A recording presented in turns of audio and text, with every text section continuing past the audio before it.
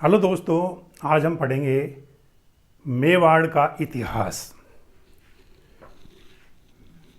मेवाड़ का इतिहास।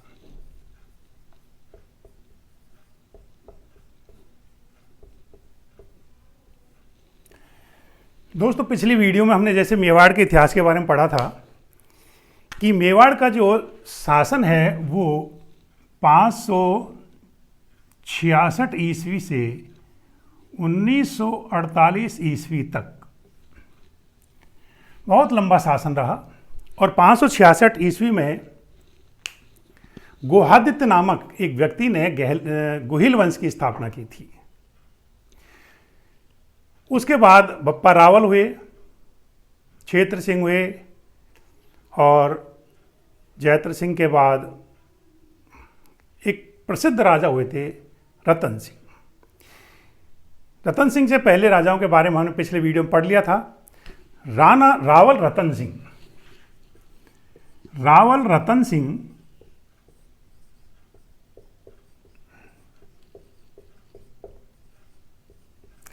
जिन्होंने 1302 ईस्वी से 1303 ईस्वी तक शासन किया। और ये चित्तौड़ के ऐसे शासक थे जिन्होंने बहुत कम शासन किया है, लेकिन इतिहास में बहुत ही प्रसिद्ध शासक हुए हैं। और उसका एक ही कारण है अलाउद्दीन खिलजी का चित्तौड़ पर आक्रमण। अलाउद्दीन खिलजी जो दिल्ली का शासक था खिलजी वंश का, अलाउद्दीन खिलजी का आक्रमण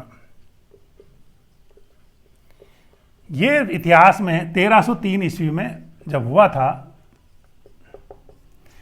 चित्तौड़ पर जब आक्रमण हुआ था, तो उस समय राणा रतन सिंह युद्ध में लड़ते हुए वीरगति को प्राप्त हो गए। और रानी पद्मिनी, जिनका नाम पद्मावती भी कहा जाता है, रानी पद्मावती ने जौहर कर लिया अपनी 1600 रानियों के साथ। दोस्तों, ऐसा कहा जाता है कि जो चित्तौड़ पर जो आक्रमण किया था अलाउद्दीन खिलजी ने, उसके कई कारण बताए हैं। एक कारण तो जो बताया है पद्मावत ने, मलिक मोहम्मद जायसी की पुस्तक है पद्मावत, और उस पद्मावत में ये बताया गया है कि रानी पद्मिनी बहुत सुंदर थी और उसको प्राप्त करने के लिए अलाउद्दीन ने चित्तौड़गढ़ पर आक्रमण किया था। ये साक्ष्य पद्मावत का। एक दूसरा और उल्लेख किया जाता है पद्मिनी को प्राप्त करना।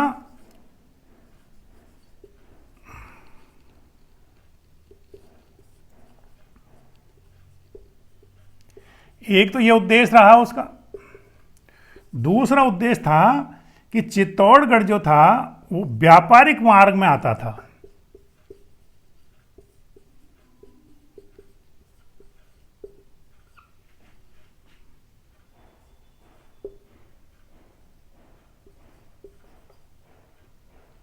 व्यापारिक मार्ग के मध्य में था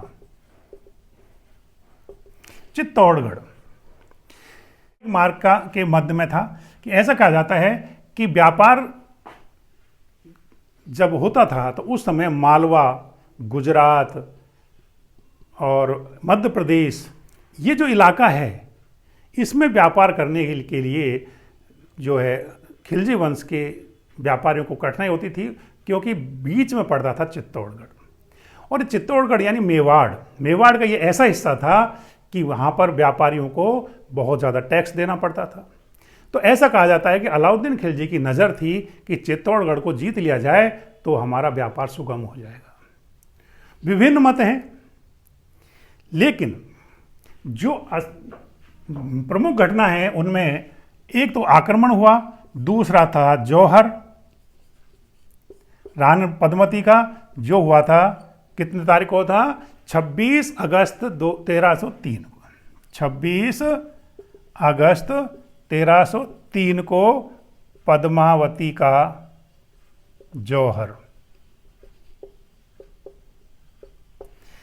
और तीसरा जो था ये प्रथम साका,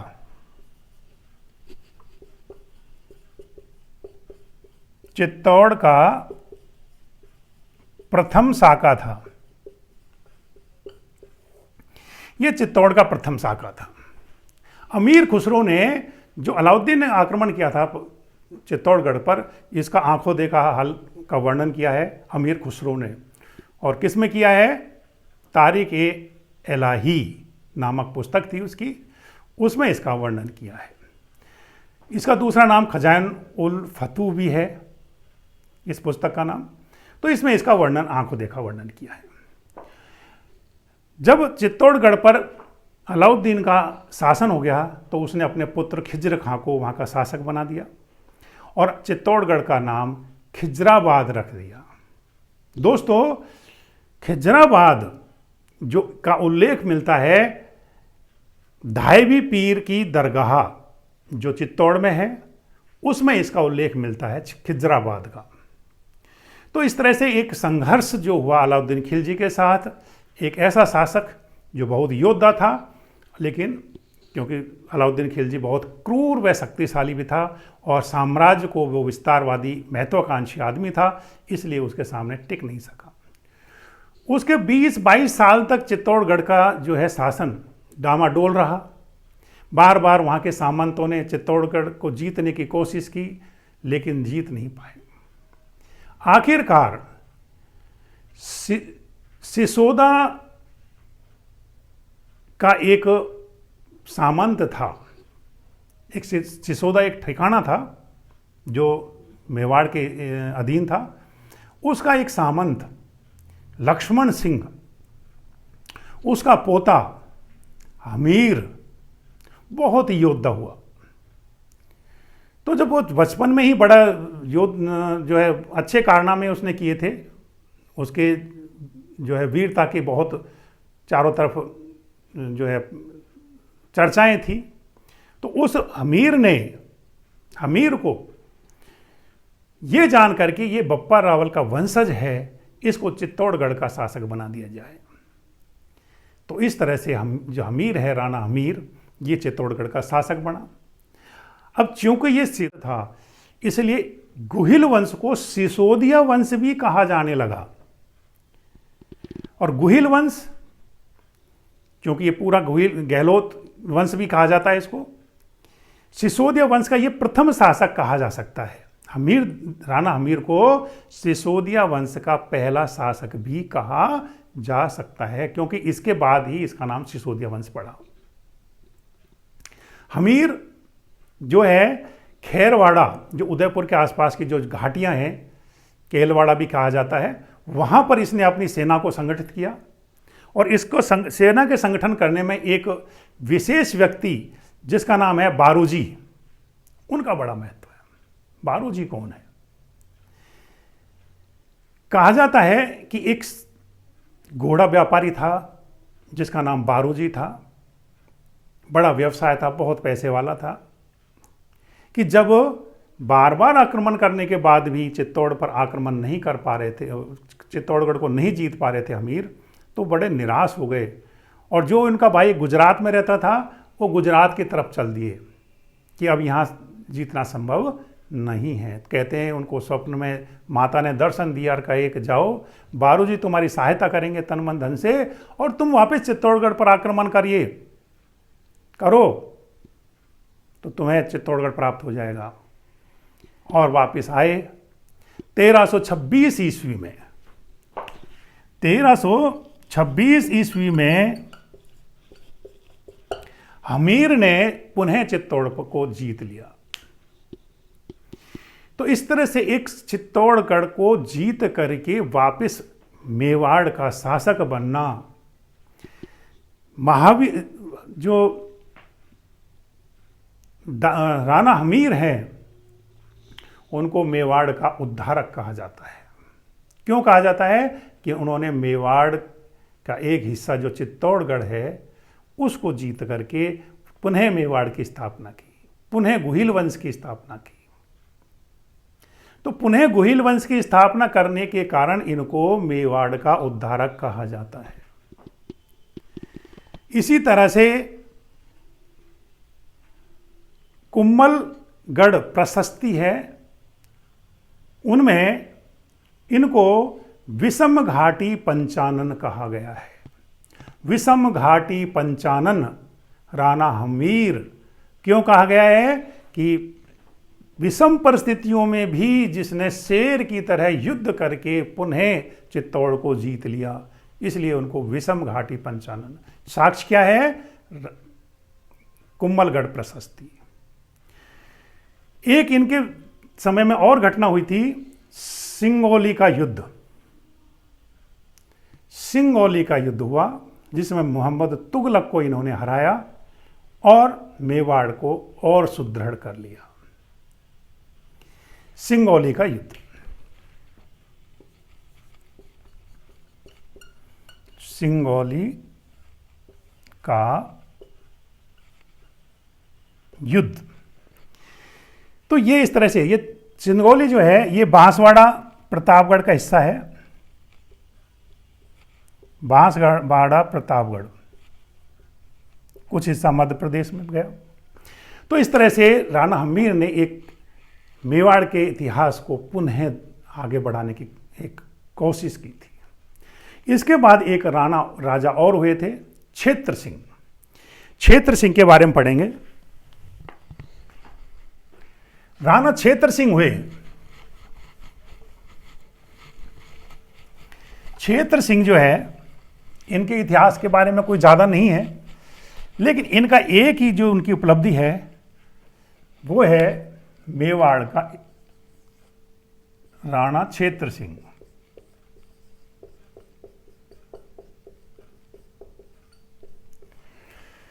राणा क्षेत्र सिंह ने 1364 से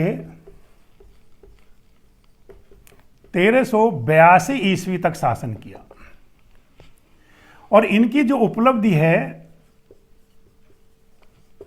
इनकी क्या उपलब्धि रही है कि इन्होंने मेवाड़ का विस्तार किया।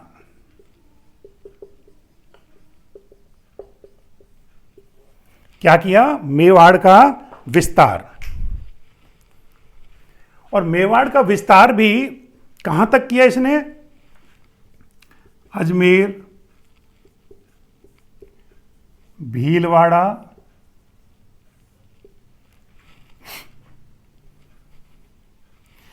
अजमेर, भीलवाड़ा, हाड़ौती, मालवा,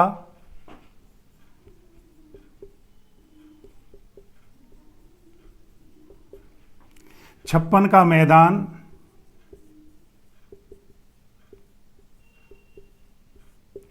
गुजरात का कुछ भाग,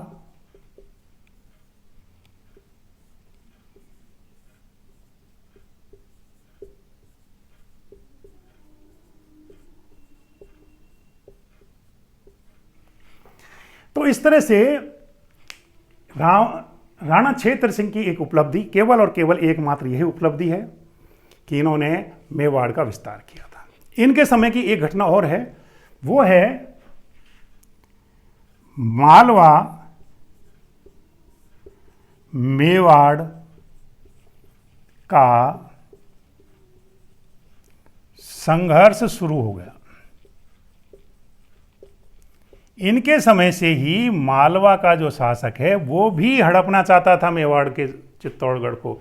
तो मालवा और मेवाड़ का संघर्ष भी राणा क्षेत्र सिंह के समय शुरू हुआ। तो इस तरह से हमने पढ़ा मेवाड़ के इतिहास में कुछ राजाओं के योगदान। इसी तरह से अगली वीडियो में हम पढ़ेंगे और राणाओं के या और शासकों के बारे में। तो देखते रहिए वीडियो। प्लीज़ अगर अच्छी लगे तो सब्सक्राइब जरूर करना। और अब मैं एक कहानी आपको सुना देता हूँ छोटी सी, कि रानी पद्मती और राणा रतन सिंह। तो जो मलिक मोहम्मद जायसी है, जिनकी एक किताब है पद्मावत, उसमें उन्होंने एक पद्मावत का एक हिस्सा है जिसमें लिखा है 12 मासा।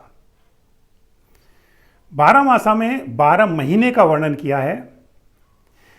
कहा जाता है पद्मावत के अनुसार कि राणा रतन सिंह की एक बहुत सुंदर पत्नी थी, नागमती। और नागमती अपने सौंदर्य पर बड़ी इठलाती थी। रतन सिंह भी उनकी सुंदरता के मुरीद थे। लेकिन एक बार क्या हुआ, दक्षिण क्षेत्र सुदूर श्रीलंका की एक रानी थी, एक राजकुमारी थी जिसका नाम था पद्मावती। और पद्मावती के पास एक सुंदर तोता भी था जो बोलता था, बोलने वाला तोता था पद्मावती के पास। तो वो तोता जो है उससे नाराज हो गई पद्मावती, तो उसको वहां से निकाल दिया और वो उड़ करके राणा रतन सिंह के राज्य में आ गया। वहां के जो पक्षियों को पकड़ने वाले हैं उनको तोते को पकड़ लिया, राजा के सामने लेके गए कि राणा रतन सिंह ने कहा कि एक ऐसा तोता है जो बोलता है।